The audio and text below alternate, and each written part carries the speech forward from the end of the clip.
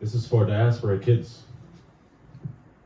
the children of immigrants, the culturally homeless and painfully homesick, the ones who can speak in multiple languages but don't really know which ones to choose to express the pains of their heritage, the ones with the baggage of two cultures, maybe add a third to the mix, for good measure, why not a fourth and a fifth?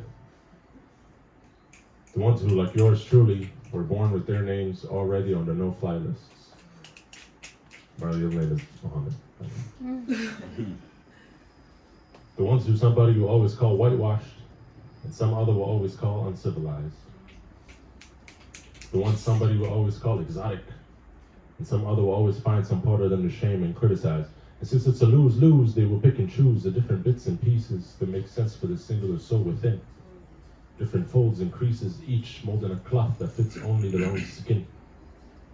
The ones whose time with home was brief, the ones who know the longing of the reed and know its grief, we will be each other's sigh of relief.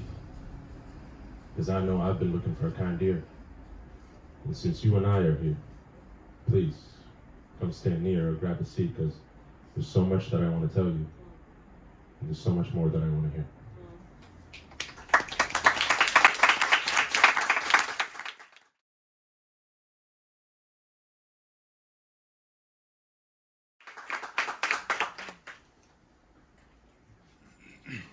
The founding father of the settler colony of Israel believed that the old will die and the young will forget. But on that I wouldn't place even a single bet, because you and I know Palestinians have been resisting even simply by existing. You can draw your lines, change some names on the maps, but the culture is still persistent. Hell, they made food so good it'll make random white folk halfway across the globe long for home, a place they never seen like this must be. Made songs that'll make you jump and jolt and dance and defke with jump sounds so loud and piercing.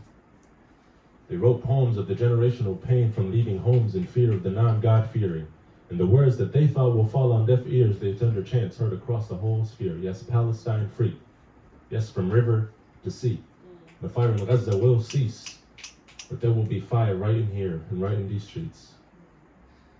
The poet of Jerusalem, Tariq Barawuti, once said, if they keep telling you resistance is futile and absurd, tell them we have the proof, past and present. Oppression is what's absurd.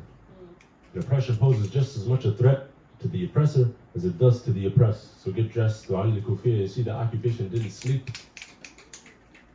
So we'll keep heading back to the streets because we have seen where the true malice is. And it's bankrolled by my taxes and politicians that supposedly listen to the people to keep the chairs and the statuses. But listen to the people to tell you what the status is. It's not a quote. And change may be slow, maybe it always has been, maybe it always will be. But we will fight back to the day our will be. And we will keep heading back to the streets with folks from every country, color, every creed, calling always for justice, for liberation, for freedom, for victory, and for peace.